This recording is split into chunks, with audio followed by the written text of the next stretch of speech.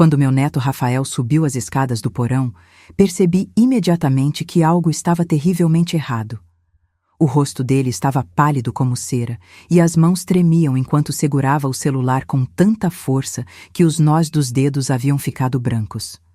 Vovó, precisamos sair desta casa, agora.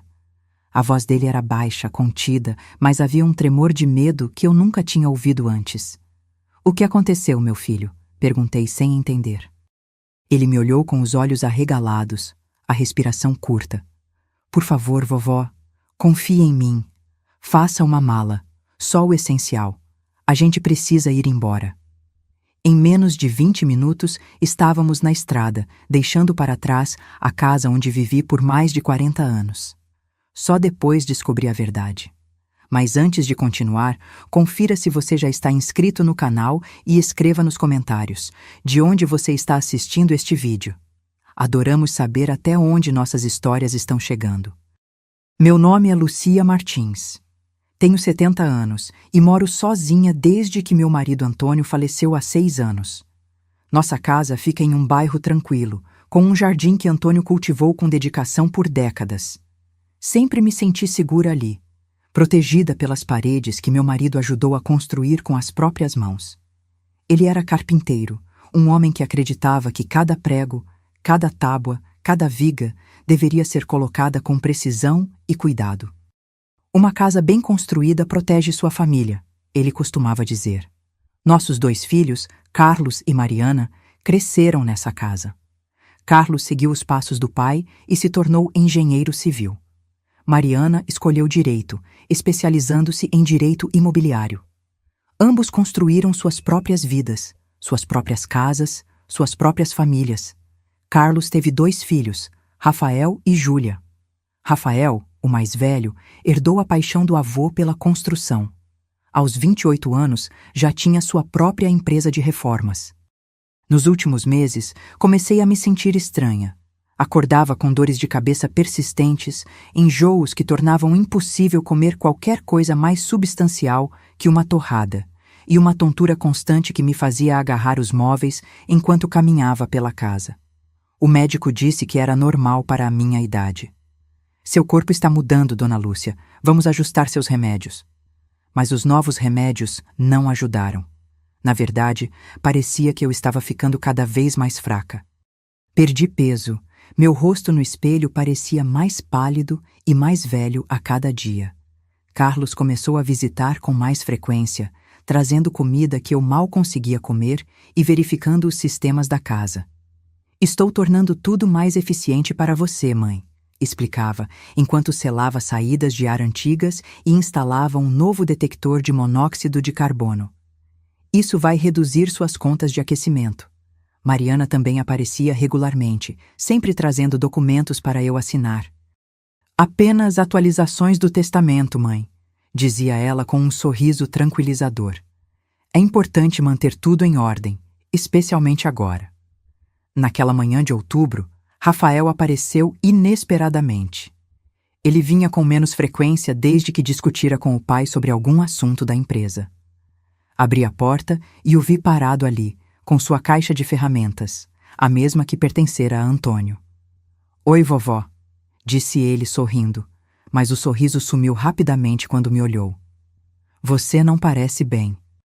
É só a idade, respondi, fazendo-o entrar. O que traz você aqui? Vim verificar aquele vazamento no porão que você mencionou ao telefone, respondeu ele, colocando a caixa de ferramentas na mesa da cozinha. E achei que poderia dar uma olhada geral na casa também. Assenti, agradecida por sua ajuda. Rafael sempre foi atencioso, e desde a morte do avô, parecia sentir uma responsabilidade especial por mim. Era tão parecido com Antônio, não apenas fisicamente, com o mesmo queixo forte e os mesmos olhos castanhos observadores, mas também na maneira meticulosa como abordava seu trabalho. O café está pronto, ofereci, mas meu estômago revirou só de pensar em beber. Vovó, você está comendo direito? Perguntou ele preocupado. Quando consigo, respondi honestamente. Meu estômago anda embrulhado. Rafael franziu a testa, mas não insistiu. Pegou a caixa de ferramentas e desceu para o porão. Fiquei na cozinha, tentando me forçar a beber um pouco de chá. Pela janela, podia ver o carvalho que Antônio plantou quando Carlos nasceu, agora majestoso, suas folhas começando a dourar com o outono. O tempo passou e Rafael não voltava. Comecei a ficar preocupada. Chamei seu nome da porta do porão, mas não houve resposta. Estava prestes a descer quando ouvi seus passos subindo a escada. Quando ele emergiu do porão, fiquei chocada com sua aparência. Estava coberto de poeira, com manchas de suor na testa apesar do frio de outubro. Mas foi seu rosto que me assustou, uma mistura de raiva, medo e incredulidade. "Vovó", disse ele, a voz contida e tremendo ligeiramente. "Quem esteve fazendo trabalhos na casa recentemente?" "Seu pai", respondi. "Ele tem vindo regularmente para melhorar a eficiência energética." "Por quê?" Rafael ficou imóvel por um momento. Então, lentamente, colocou o celular na mesa da cozinha e o empurrou em minha direção. "Preciso que você veja isso", disse ele. Na tela do celular, vi uma série de fotos que pareciam ter sido tiradas no porão. Tubulações, fios e uma pequena caixa metálica conectada ao que parecia ser a tubulação de gás principal da casa. "O que é isso?" perguntei, confusa com o que estava vendo. "É um sistema para liberar monóxido de carbono no seu quarto", disse Rafael, sua voz baixa mais intensa. "Está conectado ao seu aquecedor. Quando o aquecimento liga à noite, pequenas quantidades de gás são liberadas." Fiquei paralisada, incapaz de processar o que ele estava dizendo. "Isso não pode estar certo", murmurei. "Deve haver algum engano." "Não há engano, vovó." Rafael deslizou para outra foto, mostrando uma seção do que parecia ser uma parede. "Vê essas saídas de ar seladas? Estão estrategicamente fechadas para manter o gás concentrado no seu quarto. E isso..." Ele mostrou outra foto. "É o seu detector de monóxido de carbono. Foi manipulado para não funcionar." Meu coração batia tão forte que podia ouvi-lo nos meus ouvidos. "Mas quem faria isso? E por quê?" Rafael respirou fundo, como se estivesse se preparando para dizer algo terrível. "Vovó, seus sintomas, dores de cabeça, náuseas, tontura, são todos sinais de envenenamento por monóxido de carbono. Alguém está tentando te matar lentamente, fazendo parecer uma morte natural por idade." O mundo parecia estar desmoronando ao meu redor. As paredes da cozinha, tão familiares, de repente pareciam ameaçadoras. O chão sob meus pés parecia instável. "Seu pai", sussurrei. "Você está dizendo que Carlos fez isso?" "Ele é o único que esteve fazendo modificações na casa", respondeu Rafael, segurando minhas mãos. "E ele tem conhecimento técnico para isso. Vovó, precisamos sair daqui agora. Faça uma mala pequena, apenas o essencial. Não podemos contar a ninguém onde estamos indo." "Mas esta é minha casa", protestei fracamente. "Antônio construiu." "Não é mais segura", interrompeu Rafael, gentilmente, mas com firmeza. "Por favor, vovó, confie em mim." Algo na intensidade de seus olhos, tão parecidos com os de Antônio, me convenceu. Assenti lentamente e me levantei, segurando na mesa para me equilibrar. Fazer a mala foi um pesadelo nebuloso. Minhas mãos tremiam enquanto colocava algumas roupas, meus remédios e a foto de Antônio que mantinha na mesa de cabeceira em uma pequena mala. Rafael me apressava gentilmente, verificando constantemente pela janela, como se esperasse que alguém chegasse a qualquer momento. "Pronta?" perguntou ele quando voltei à sala com a mala. "Não diga a ninguém para onde estamos indo. Não atenda o telefone se seus filhos ligarem." Enquanto entrava em sua caminhonete, olhei uma última vez para minha casa. 43 anos de memórias. Criando filhos, envelhecendo com Antônio, enfrentando a viuvez. E agora tudo estava manchado por algo monstruoso. Rafael dirigiu por quase 1 hora, ocasionalmente verificando o retrovisor. Meu celular tocou várias vezes na minha bolsa, o nome de Carlos piscando na tela. Cada vez, Rafael balançava a cabeça e eu deixava ir para o voicemail. "Para onde estamos indo?" perguntei finalmente, quando o silêncio se tornou insuportável. "Um hotel por enquanto", respondeu ele. Precisamos nos afastar e pensar no próximo passo. Rafael, você realmente acha que seu pai... Que Carlos... Não consegui completar a frase. A ideia de que meu próprio filho poderia querer me matar era impensável. Rafael apertou o volante até os nós dos dedos ficarem brancos.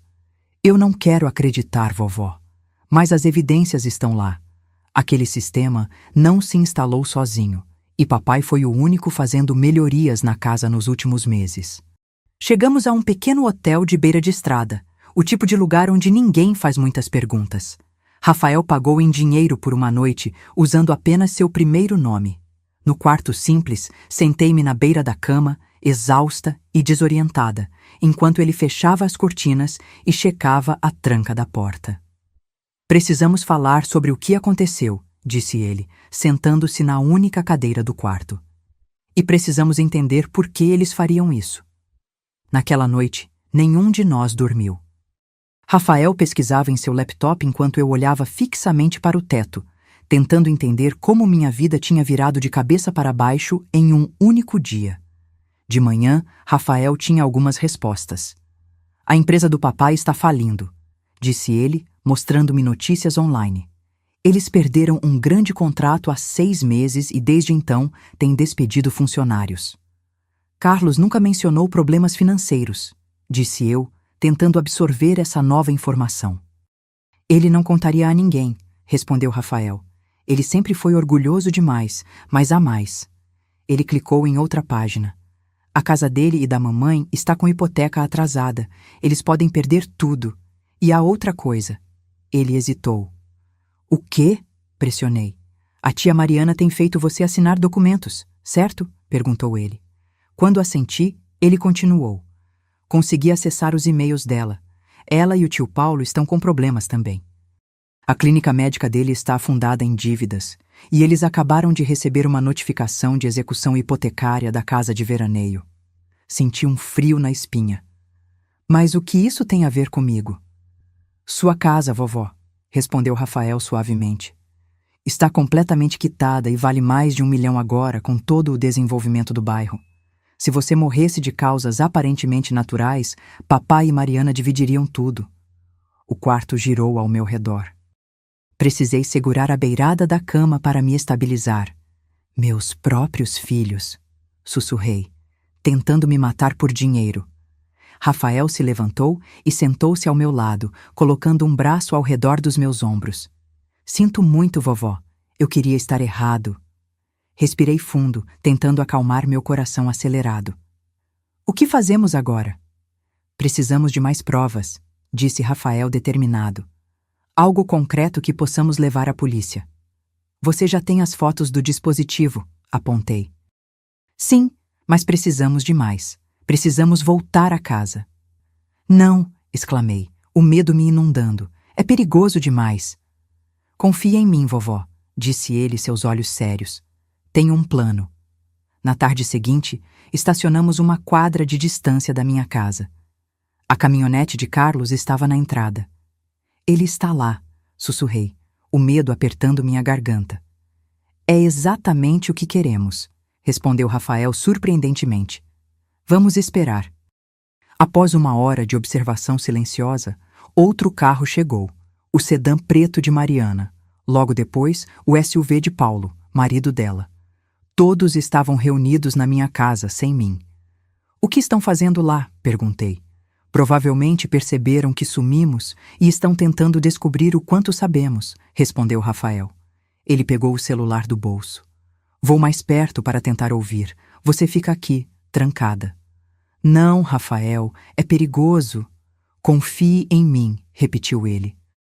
Ficarei apenas nos arbustos sob a janela da cozinha. Consigo ouvir tudo de lá. Observei com o coração na garganta enquanto Rafael se esgueirava pelo quintal da casa, abaixando-se sob a janela da cozinha. Ficou lá por quase 20 minutos antes de voltar correndo para o carro.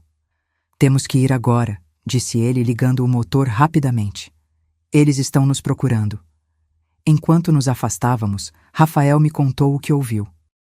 Carlos, Mariana e seus cônjuges estavam discutindo freneticamente onde eu poderia estar. Carlos culpava Rafael por colocar ideias na cabeça dela. Mariana estava preocupada que eu tivesse descoberto o plano. Plano? Repeti. Então Mariana também está envolvida? Todos estão, respondeu Rafael sombriamente. Mariana trabalha com direito imobiliário, sabe exatamente como transferir propriedades rapidamente. Paulo tem conhecimento médico.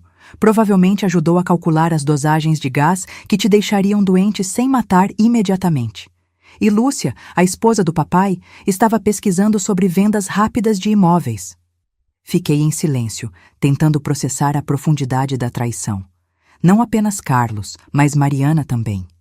Meus 2 filhos haviam conspirado para me matar. Não entendo, disse finalmente. Por que não pediram ajuda? Eu teria... Orgulho, interrompeu Rafael. E vergonha. Papai sempre foi o bem-sucedido, o que tinha tudo sob controle, e agora está perdendo tudo. Voltamos ao hotel apenas para descobrir o carro de Carlos no estacionamento. Como nos encontraram? Sussurrei, apavorada.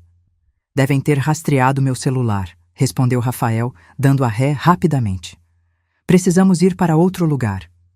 Dirigimos por horas, parando apenas para abastecer e comprar lanches. Quando finalmente paramos em outro hotel, em outra cidade, era quase meia-noite. O que fazemos agora? Perguntei, exausta e desorientada. Vamos à polícia, respondeu Rafael determinado. Tenho as fotos, tenho gravações da conversa deles. É suficiente para iniciar uma investigação. Mas quando acordamos na manhã seguinte, prontos para ir à delegacia, descobrimos que não estávamos sozinhos. No estacionamento, vi o carro de Mariana e ao lado dele, o de Carlos. Eles nos encontraram de novo, disse Rafael, puxando-me de volta para o quarto. Vovó, preciso que você fique aqui. Tranque a porta e não abra para ninguém além de mim. O que você vai fazer? Perguntei, agarrando seu braço. Vou confrontá-los, respondeu ele com uma determinação que me lembrou tanto de Antônio que doeu. É hora de acabar com isso. Observei pela janela enquanto Rafael caminhava em direção ao estacionamento, onde Carlos e Mariana estavam ao lado de seus carros, conversando tensamente. Quando viram Rafael, pararam e se viraram para ele. Não conseguia ouvir o que diziam, mas podia ver pela linguagem corporal que a conversa estava ficando acalorada. Carlos apontava o dedo para Rafael, seu rosto vermelho de raiva. Mariana parecia estar tentando acalmar os dois, olhando nervosamente ao redor. De repente, Carlos empurrou Rafael com força, fazendo-o cambalear para trás. Meu coração quase parou. Antes que eu pudesse reagir, vi Paulo saindo de trás de um carro, segurando o que parecia ser um bastão ou cano. O medo me paralisou por um momento. Depois me fez agir. Peguei meu celular e disquei 190 com dedos trêmulos. Emergência, qual é o seu problema? Por favor, rápido, sussurrei. Meu neto está sendo atacado no estacionamento do Hotel Rota 66 em... Olhei freneticamente pela janela procurando o endereço e o vi em um folheto na mesa. Avenida Principal, 1432. Meu filho e minha filha, eles estão tentando machucá-lo. Por favor, venham depressa. Enquanto falava, vi Paulo se aproximando de Rafael por trás. Ele ergueu o bastão. Não! Gritei, mesmo sabendo que não podiam me ouvir. Larguei o telefone e corri para a porta. Quando cheguei ao estacionamento, Rafael estava no chão, segurando a cabeça. Paulo estava sobre ele com o bastão levantado novamente. Carlos e Mariana observavam, imóveis. Parem! Gritei, correndo em direção a eles. A polícia está vindo! Carlos se virou para mim surpreso. Por um momento, vi algo em seus olhos. Não arrependimento, mas cálculo. Mãe, disse ele, forçando um sorriso. Finalmente, estávamos tão preocupados.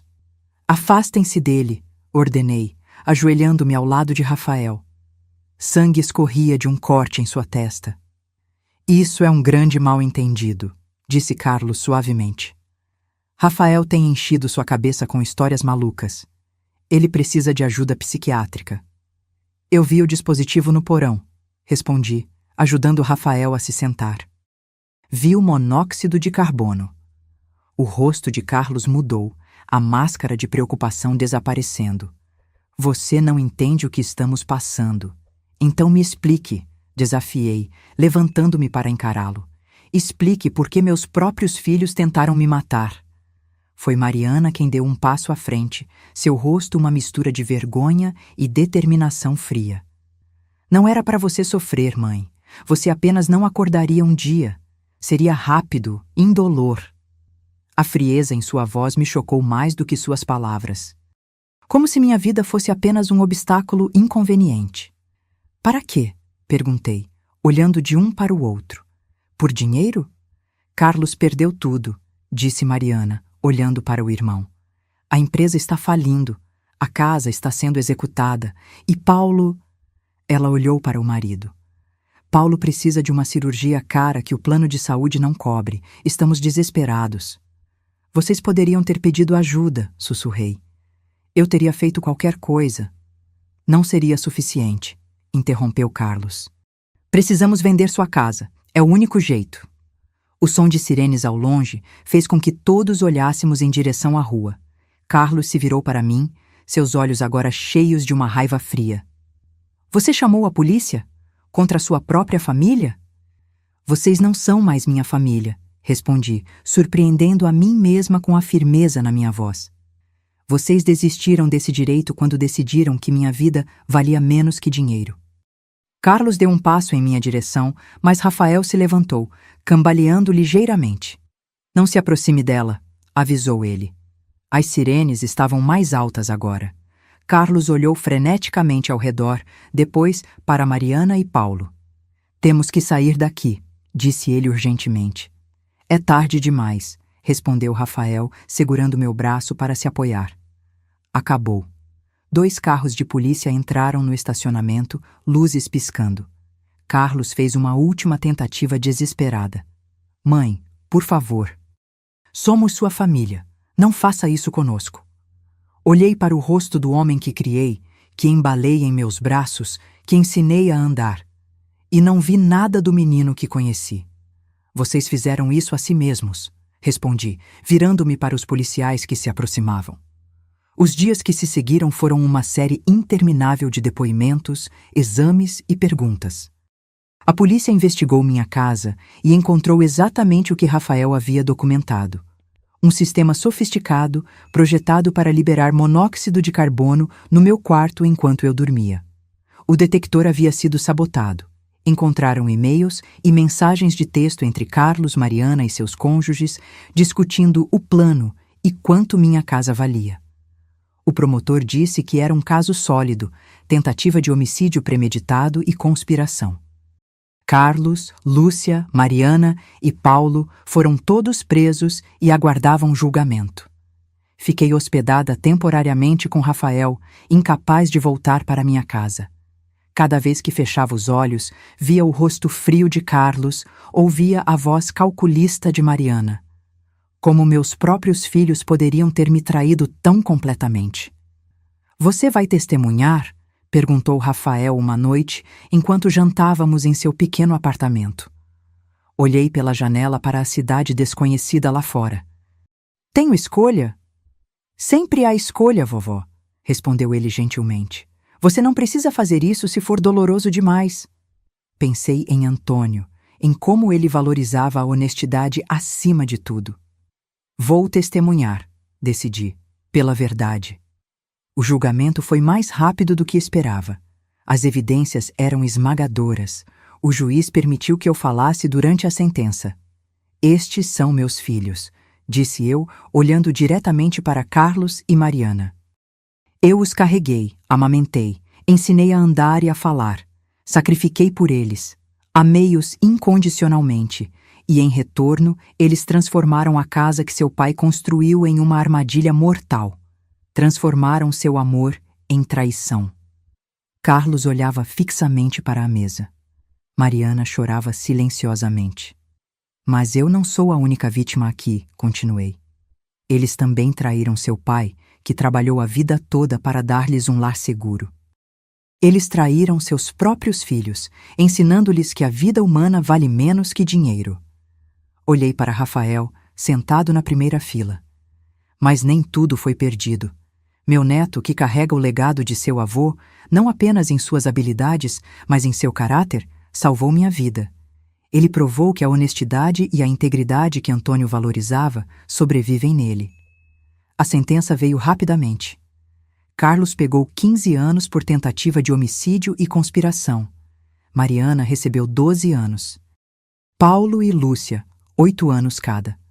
Observei-os serem levados algemados, sentindo um vazio que nunca imaginei possível.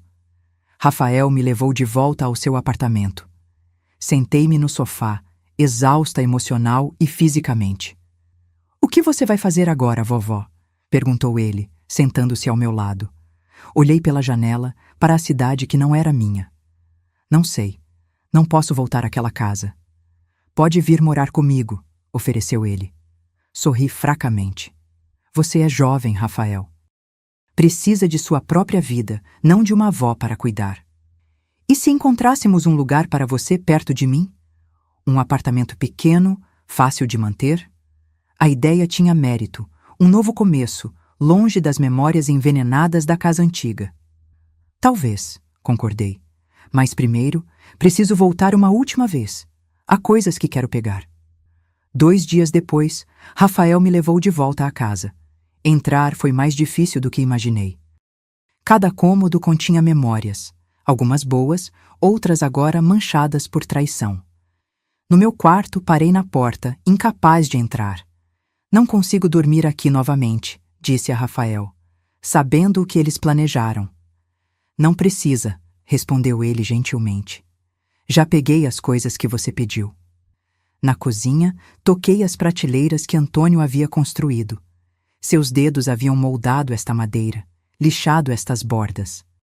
Esse trabalho havia sobrevivido a ele, para ser pervertido por nossos próprios filhos. "Ele ficaria tão decepcionado", sussurrei. Rafael assentiu, entendendo imediatamente.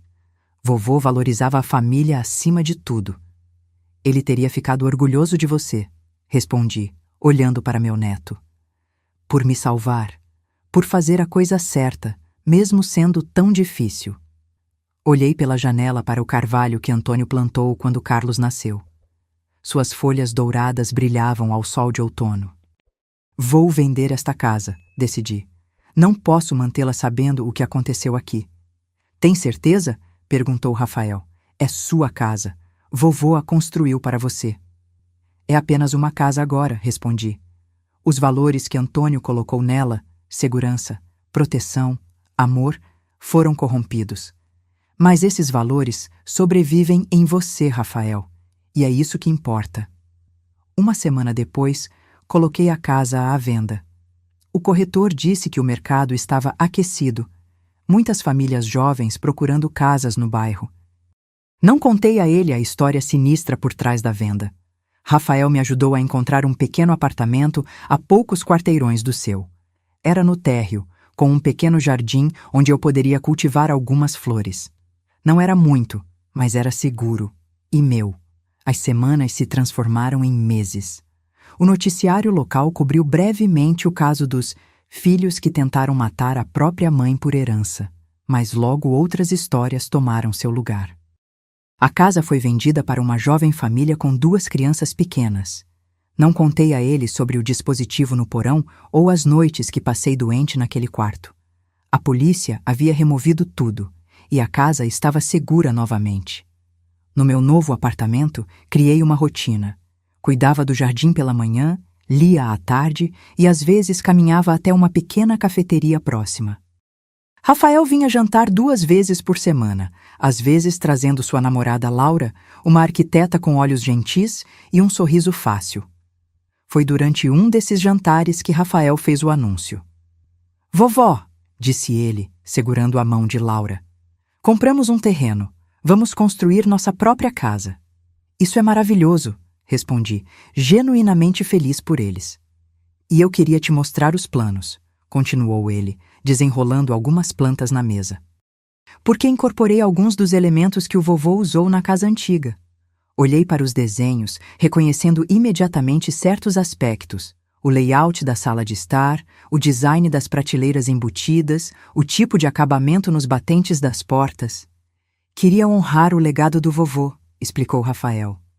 A maneira como ele construía, com cuidado e atenção aos detalhes. Laura tem ajudado a modernizar o design, mas mantivemos os princípios que ele valorizava. Toquei o papel suavemente, traçando as linhas com os dedos. Antônio sempre dizia que uma casa bem construída protege sua família, murmurei. E é isso que estamos construindo, disse Laura, sorrindo. Um lugar seguro, como ele teria feito. Naquele momento, senti uma emoção que não experimentava há muito tempo. Esperança. Apesar de tudo o que havia acontecido, o verdadeiro legado de Antônio continuava, não nas paredes da casa antiga, mas nas mãos e no coração do neto. Os meses se passaram e minha nova vida ganhou forma. A primavera chegou, trazendo flores para meu pequeno jardim. Minha saúde melhorou. As dores de cabeça desapareceram, recuperei algum peso e podia andar sem me agarrar aos móveis para me equilibrar. Foi como acordar de um longo pesadelo. Uma manhã de abril, recebi uma carta da prisão. O nome de Carlos no remetente. Fiquei olhando para o envelope por muito tempo, incapaz de abri-lo. Finalmente, coloquei-o em uma gaveta sem ler. Na semana seguinte, veio uma carta de Mariana. Também a deixei fechada. Você não vai ler? Perguntou Rafael quando lhe contei sobre as cartas. Balancei a cabeça. Ainda não estou pronta para ouvir o que eles têm a dizer. Ele assentiu, compreensivo. Sem pressa, vovó. Você não deve nada a eles. Havia dias em que me pegava pensando em como chegamos àquele ponto.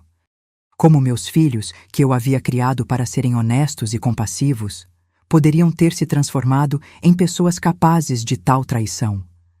Tentava lembrar sinais que poderia ter perdido, momentos de crueldade ou egoísmo quando eram jovens que poderiam ter previsto o que fariam. Mas a verdade é que não havia sinais óbvios. Carlos e Mariana foram crianças normais que se tornaram adultos ambiciosos. Talvez tenha sido isso, a crença de que o sucesso material era mais importante que a integridade. Ou talvez tenha sido simplesmente o desespero diante do fracasso financeiro. Em junho, a construção da casa de Rafael e Laura estava bem encaminhada. Eles me levavam regularmente para ver o progresso. Rafael havia assumido muito do trabalho manual, assim como Antônio teria feito. Observava-o instalando batentes de portas com a precisão meticulosa que aprendera do avô. Ele ficaria tão orgulhoso, disse eu, quando Rafael terminou de instalar uma série de prateleiras na sala de estar. Tento me perguntar o que ele faria em cada etapa, respondeu Rafael, passando a mão pela madeira. Como ele resolveria cada problema. Naquele dia, ao voltarmos para meu apartamento, encontrei outra carta de Carlos esperando. Desta vez, algo me impeliu a abri-la. Querida mãe, começava. Não sei se você está lendo estas cartas, mas continuo escrevendo na esperança de que um dia você leia. Passei muito tempo pensando em como chegamos a este ponto. Como seu filho, aquele que você criou com tanto amor, pôde traí-la tão completamente. Parei, respirando fundo para controlar as lágrimas que ameaçavam cair. Continuei lendo. Não tenho desculpas, apenas explicações, se você quiser ouvi-las. Quando a empresa começou a falir, tentei esconder de todos. Pensei que poderia resolver sozinho. Mas as dívidas se acumularam. A casa estava prestes a ser tomada. Lúcia e eu discutíamos constantemente sobre dinheiro. Foi quando Mariana mencionou sua casa, o quanto valia agora. As palavras nadavam diante dos meus olhos. No início, falamos apenas sobre você, nos ajudar vendendo a casa e dividindo o dinheiro. Mas sabíamos que você nunca venderia. Era a casa do pai, onde viveram juntos. Então, a ideia surgiu. Se você morresse por causas naturais, a casa seria nossa. A ideia era monstruosa, mas quando você está desesperado, o monstruoso começa a parecer aceitável.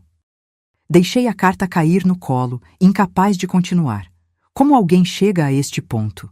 Como o desespero financeiro pode distorcer tanto a moralidade de uma pessoa?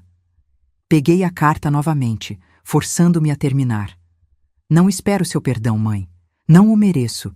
Apenas queria que você soubesse que me arrependo profundamente, não apenas por ter sido pego, mas pela pessoa em que me tornei.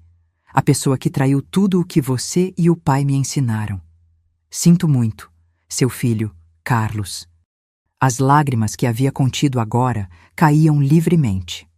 Não eram lágrimas de reconciliação ou perdão, mas de luto, pelo filho que havia perdido, pelo relacionamento que nunca mais seria o mesmo, pela confiança que havia sido irrevogavelmente quebrada. Nos dias seguintes, abri as outras cartas.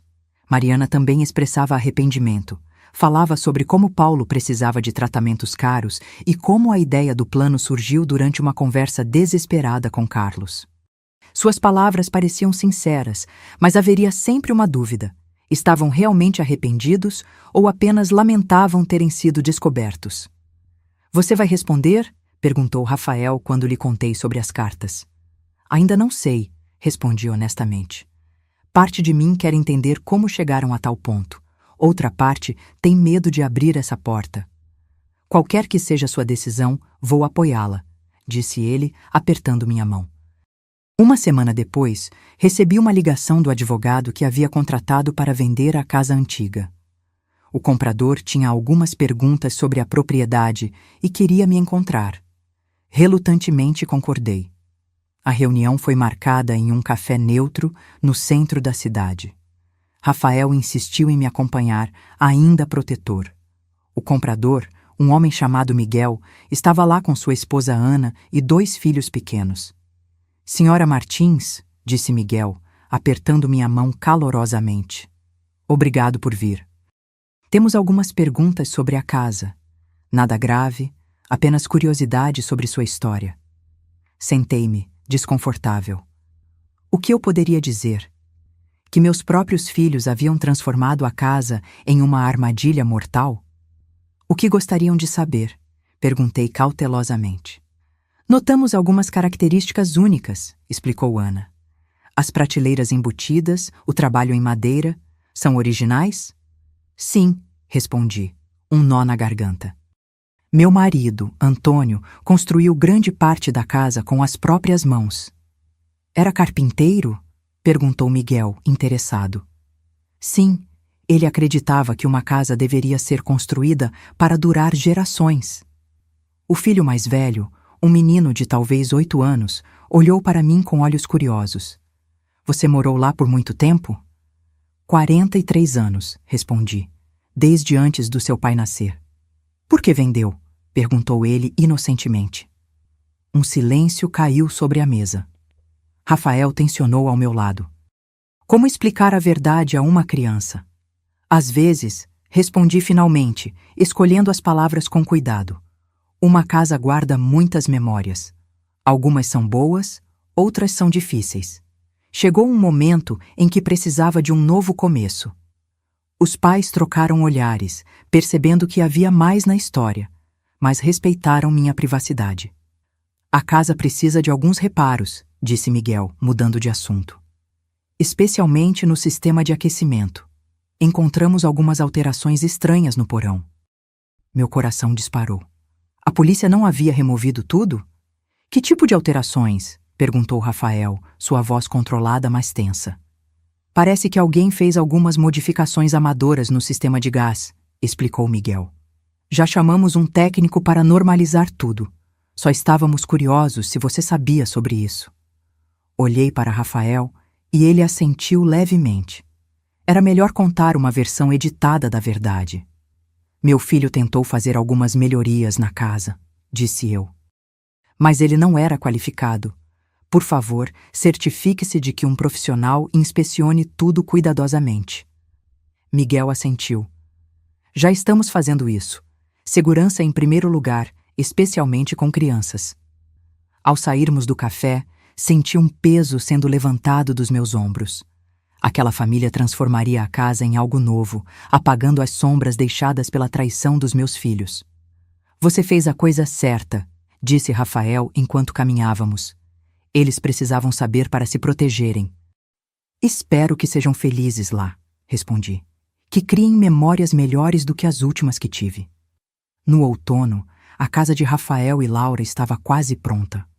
O design combinava elementos tradicionais que Antônio teria usado com toques modernos, sugeridos por Laura. Era uma casa que olhava para o futuro enquanto honrava o passado. Gostaríamos que você viesse morar conosco quando estiver pronta, disse Rafael um dia, surpreendendo-me. O quê? Perguntei confusa. Projetamos um pequeno apartamento anexo, explicou Laura, com entrada privativa e tudo o que você precisa para ser independente, mas conectado à casa principal. Você não precisa fazer isso, protestei. Vocês são jovens, vão querer sua privacidade, talvez formar uma família. É por isso mesmo que queremos você por perto, interrompeu Laura gentilmente. Família é importante para nós. A verdadeira família. As palavras me atingiram profundamente.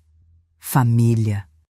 Uma palavra que havia perdido seu significado quando meus próprios filhos tentaram me matar, agora sendo reconstruída por um neto e sua companheira. Pense nisso, disse Rafael.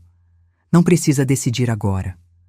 Naquela noite, sentada sozinha em meu pequeno apartamento, peguei o álbum de fotos antigo que havia trazido da casa. Havia fotos de Carlos e Mariana quando crianças, seus sorrisos inocentes, suas mãos pequenas segurando as minhas.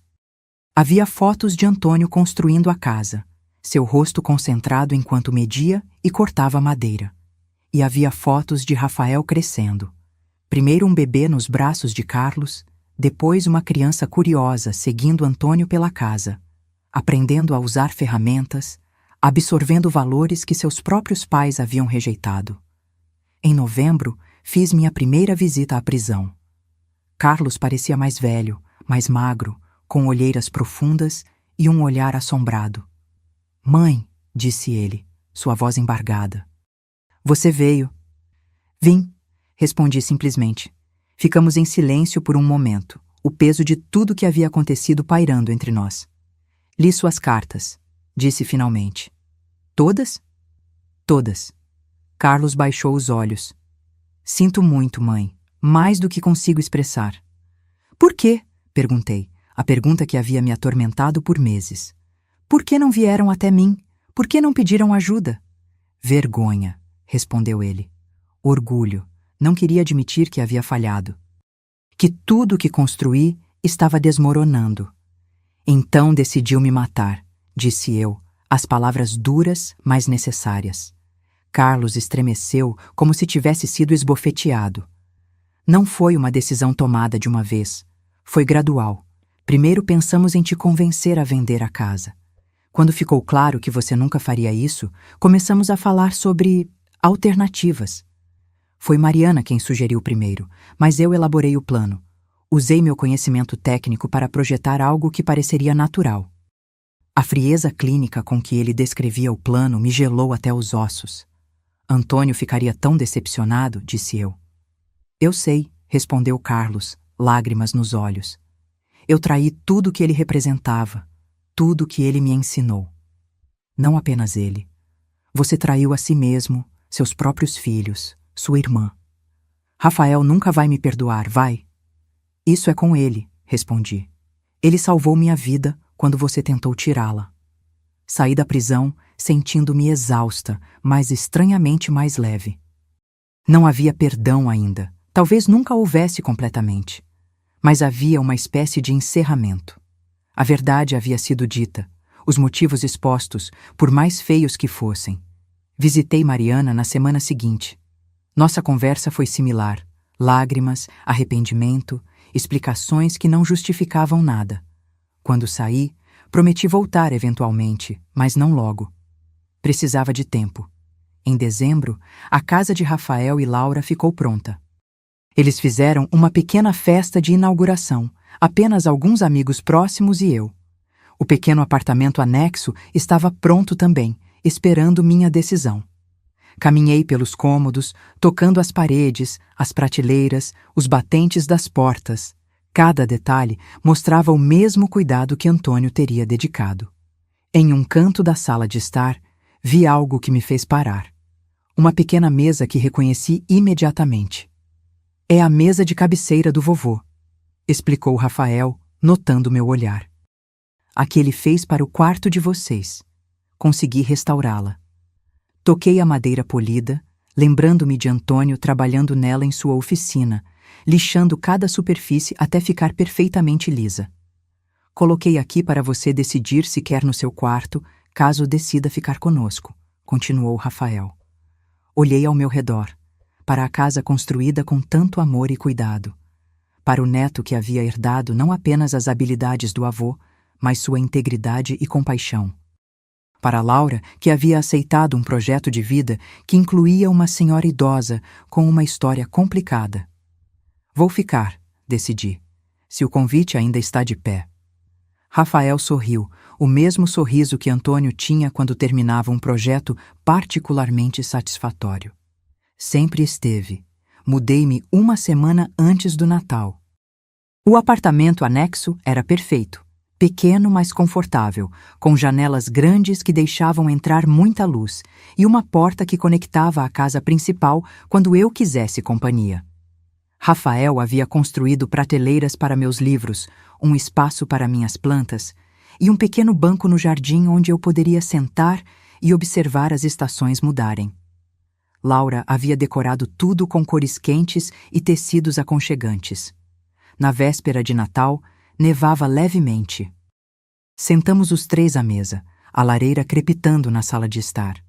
Rafael havia preparado o pernil como Antônio costumava fazer, e Laura havia assado biscoitos seguindo uma receita da minha mãe que compartilhei. Um brinde, disse Rafael, erguendo sua taça. A novos começos. E a legados que perduram, acrescentei, pensando em Antônio. Depois do jantar, enquanto Laura lavava a louça, Rafael me entregou um presente pequeno embrulhado em papel simples. O que é isso? Perguntei surpresa. Algo que encontrei na casa antiga, respondeu ele, entre as paredes durante a demolição do porão. Abri cuidadosamente. Era um pequeno caderno de couro, amarelado pelo tempo. Na primeira página, reconheci imediatamente a letra de Antônio. Para Lucia, meu amor. A casa que construí é apenas madeira e tijolo.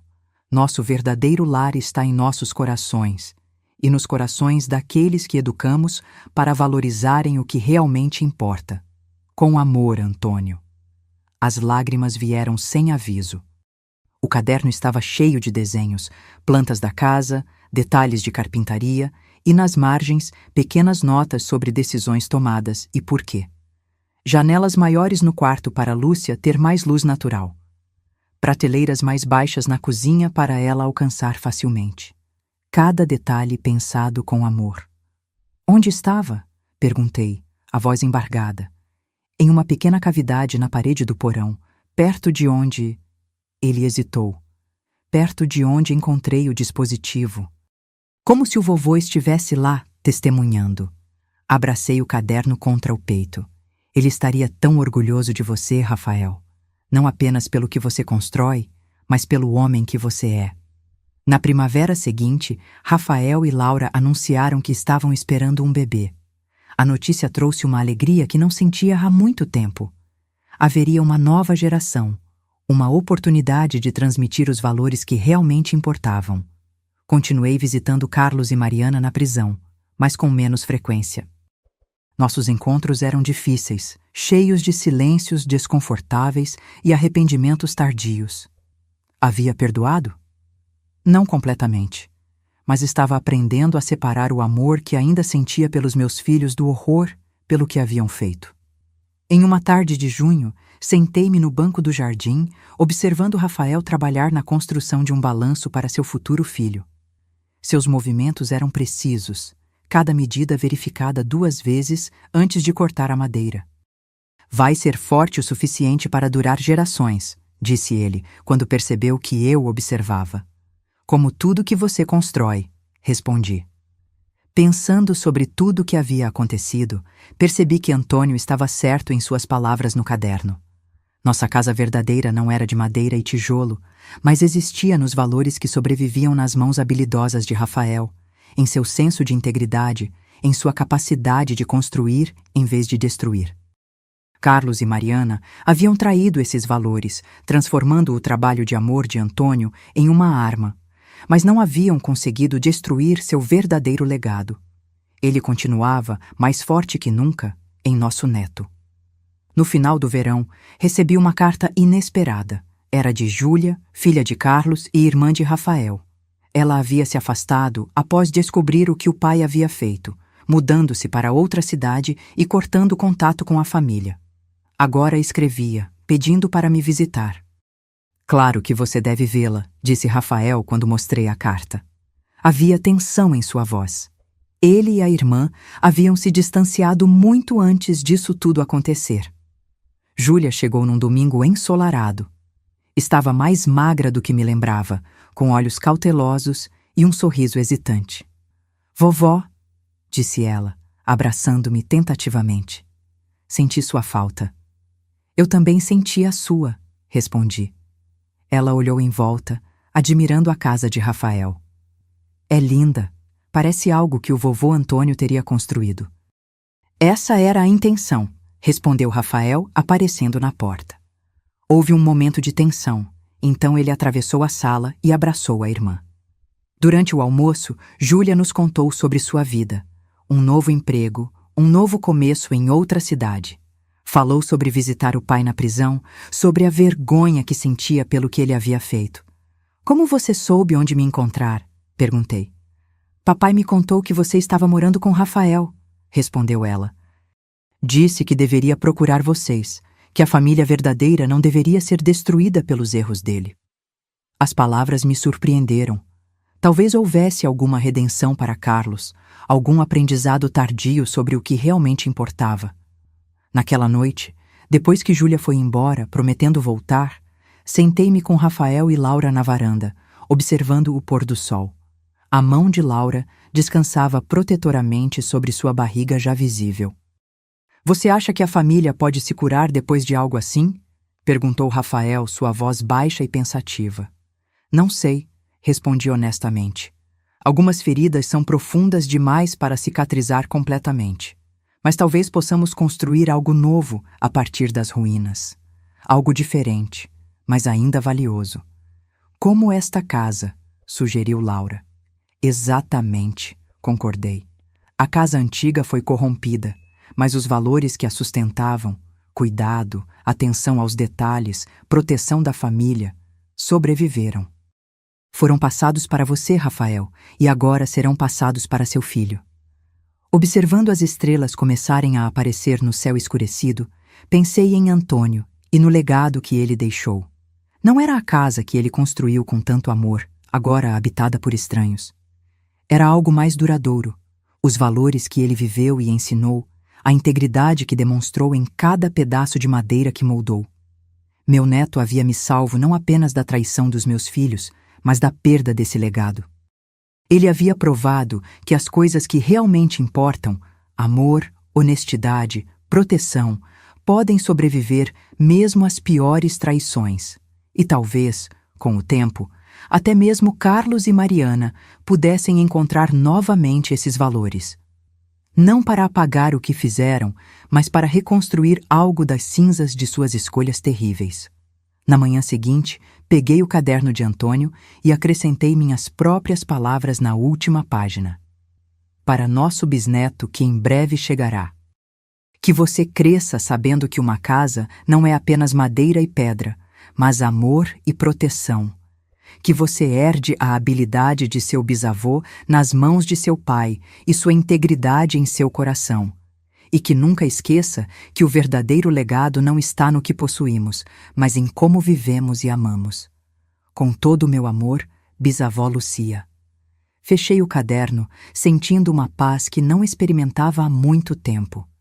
A traição de meus filhos havia quase me destruído, mas também havia revelado a verdadeira força do legado de Antônio. Não na casa que ele construiu, mas no neto que ele inspirou. A vida continua, mesmo após a pior das traições. E às vezes, das cinzas da destruição, algo novo e mais forte pode surgir. Agora, se você gostou dessa história, clica em se inscrever e me diz nos comentários qual parte te deixou de queixo caído. Ah, e não esqueça de se tornar membro para ter acesso a vídeos exclusivos que não posto aqui. Te espero lá.